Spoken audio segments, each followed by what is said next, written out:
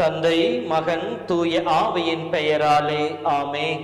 மூவொரு கடவுளுடைய அருளும் ஆசீரும் பாதுகாப்பும் வழிநடத்துதலும் உங்களோடு இருப்பதாக. டிசம்பர் மாதம் 3ஆம் தேதி புனித பிரான்சிஸ் சவேரியார் திருவிழா. இயேசுவில் அன்பு சொந்தங்களே, இறைவனுடைய அருளும் கிருபையும் இந்த நாள் முழுவதும் உங்களை வழிநடத்த, உங்கள் உள்ளமும் இல்லமும் மகிழ்ந்திருக்க உங்களை இயேசுவின் அற்புதமான அன்பின் நாமத்திலே வாழ்த்துகிறேன், உங்களுக்காக ஜெபிக்கின்றேன். அன்பு சொந்தங்களே, இந்தியாவினுடைய பாதுகாவலராக, மறைபரப்பு பணியாளர்களுடைய பாதுகாவலராய், மறைபரப்பு தலங்களுடைய பாதுகாவலராய், அழியாத உடலை பரிசாக பெற்ற புனிதராய், 2ஆம் பவுல் என்று சொல்லி திருச்சபையால் உயர்த்தப்பட்டிருக்கின்ற மிக பெரும் புனிதராக இருக்கின்ற புனித சவேரியாருடைய திருவிழாவை கொண்டாடுகின்ற இந்த நாளிலே புனிதருடைய திருநாள் வாழ்த்துக்களை உங்கள் ஒவ்வொருவருக்கும் பெருமகிழ்ச்சியோடு தெரிவித்துக் கொள்ளுகின்றோம்.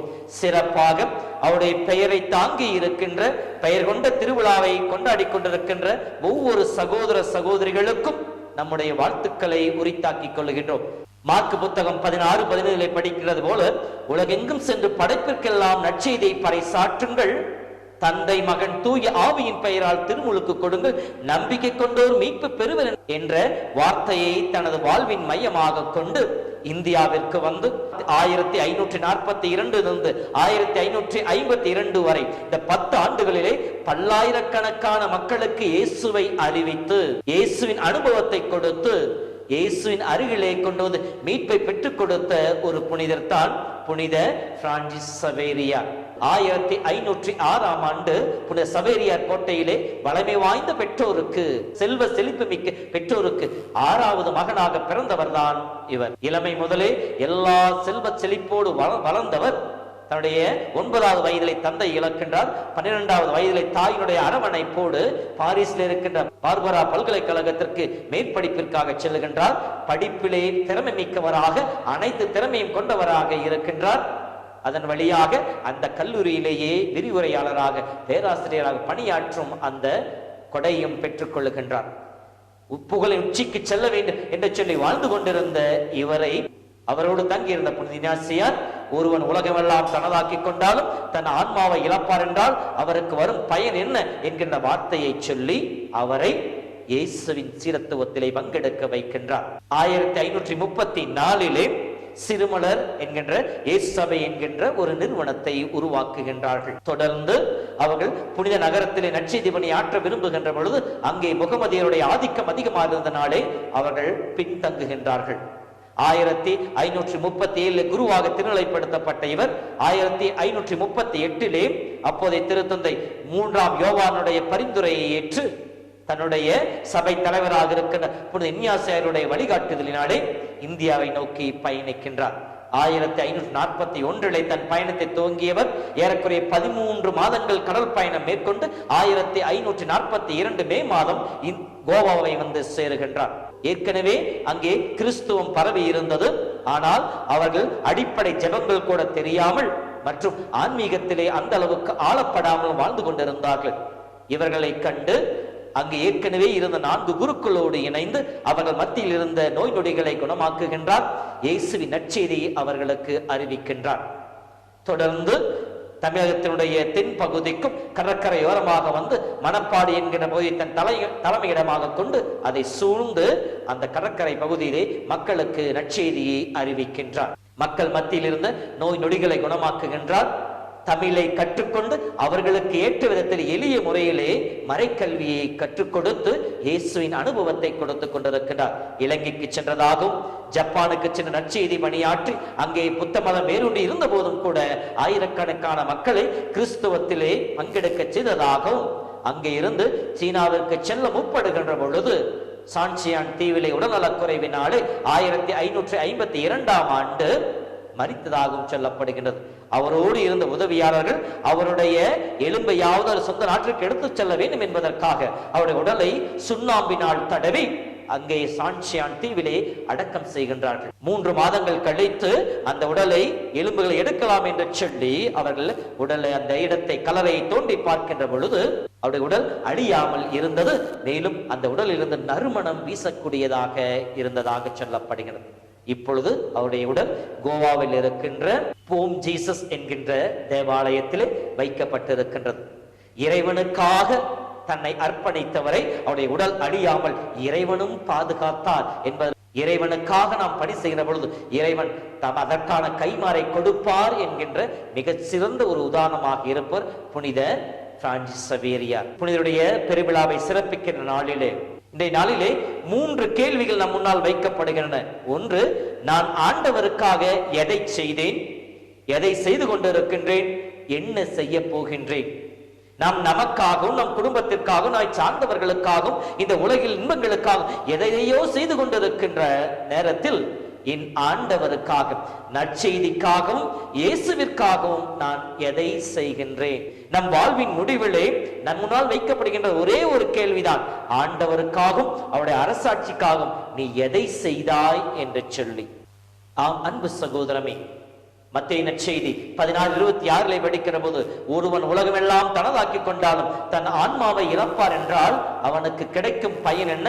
ஒருவன் தன் ஆன்மாவுக்கு ஈடாக எதை கொடுக்க முடியும்? மிக ஆழமான உள்ளத்தை ஊடுருவுகின்ற ஒரு ஒப்பற்ற ஒரு இறை வாக்கியம் இது. இந்த வார்த்தை புனித இஞ்ஞாசியார் அடிக்கடி சவேரியாரையும் நண்பர்களையும் பார்த்து சொன்ன வார்த்தை. ஆண்டோடைய வார்த்தை உயிருள்ளது, ஆற்றல் வாய்ந்தது, உள்ளத்தின் உள்ளாலமறை ஊடுருவி பாயக்கூடிய என்கின்ற எபிரேயர் 4:12 ஏற்றார் போல உலக பற்றிலே வாழ்ந்து கொண்டிருந்த சவேரியாரை, புகழை நோக்கி ஓடிக்கொண்டிருந்த சவேரியாரை ஆண்டவருடைய அடியானாக மாற்றியது, இறைவனுடைய திருப்பணியிலே பங்கெடுக்க வைத்தது. இந்த வார்த்தை நமக்கும் கொடுக்கப்படுகின்றது. நாம் நமக்காக எதையோ செய்து கொண்டிருக்கின்றோம். யோவான் 1 படிக்கின்ற பொழுது திருமுழுக்கு யோவான் தன்னுடைய சீடர்கள் அந்திரேயா மற்றும் அவரோடு இருந்தவருக்கும், இதோ கடவுளுடைய ஆட்டுக்குட்டி, இவரே உலகின் பாவங்களை போக்கினவர் என்று சொல்லி சுட்டி காட்டுகின்ற பொழுது அந்திரேயா இயேசுவை தேடி சென்றார், அவருடைய அனுபவத்தை பெற்றார். அந்த அனுபவம் பேதுருவை இயேசுவின் அருகிலே கொண்டு வந்து சேர்த்தது. அந்திரேயாவும் பேதுருவும் சேர்ந்து பிலிப்புவை கொண்டு வர, பிலிப்பு நத்தானேலை இயேசுவின் அருகிலே கொண்டு வர, இப்படி ஒருவர் பின் ஒருவராக இயேசுவின் அருகிலே கொண்டு வந்து மக்களை சேர்க்க வைத்தது. இந்த இறை அனுபவம் தான் திருத்தூதர் பணி 2 படிக்கின்ற பொழுது இயேசுவை பற்றி அறிவிக்க ஒரே சமயத்தில் 3000 பேர் இயேசுவை அறிந்து கொண்டார்கள், அனுபவித்தார்கள். தொடர்ந்து 3-4 அதிகாரங்களை படிக்கின்ற பொழுது அவர்கள் சிதறிப்போன இடங்களில் எல்லாம் இயேசுவை அறிவிக்க ஆரம்பித்தார்கள். இறை அனுபவம் இயேசுவின் சாட்சியாக மாற்றியது. புனித பிரான்சிஸ் சவேரியாருடைய வாழ்க்கையிலும் இது நடந்தது. தன் ஆன்மாவை ஆண்டவருக்கு சொந்தமாக்க அவர் விரும்புகின்ற பொழுது, இறை அனுபவத்தை அவர் பெற்றுக் கொள்கின்ற பொழுது, கடல் கடந்து நாடுகள் கடந்து இயேசுவை நம் ஒவ்வொருவருக்கும் கொடையாக கொடுக்க அவருக்கு உள்ளத்திலே வலிமை கிடைத்தது. ஆனால் என் ஆண்டவருக்காக நான் எதை செய்து கொண்டிருக்கின்றேன்?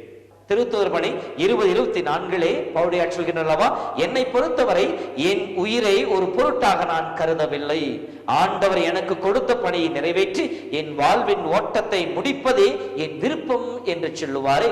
நாமும் நம் பணிகளை செய்து ஆண்டவருக்காக வாழ்ந்து ஆண்டவருடைய அந்த மகிமையில் பங்கெடுக்கின்ற மக்களாக இருக்க அருள் வேண்டுவோம். புனிதருடைய பெருவிழாவை சிறப்பிக்கின்ற நாளிலே நாம் ஒவ்வொருவரும் கடவுளால் தேர்ந்தெடுக்கப்பட்டிருக்கின்றோம். 1 கொரிந்தியர் புத்தகத்தில் பவுலியார் சொல்வதை போல, நற்செய்தியை அறிவிப்பது எனக்கு கொடுக்கப்பட்ட பொறுப்பு, அதை நான் செய்யவில்லை எனில் ஐயோ எனக்கு கேடு என்று சொல்வாரே, அதை போல நாம் ஒவ்வொருவரும் இயேசுவின் நற்செய்தி அறிவிக்க அழைக்கப்பட்டிருக்கின்றோம். நமக்கு கிடைக்கின்ற வாய்ப்பை தக்க முறையிலே பயன்படுத்தி நாம் அனுபவித்த இயேசுவை நம்மோடு இருக்கின்ற மனிதர்களுக்கு பகிர்ந்து கொடுக்க முயற்சிப்போம்.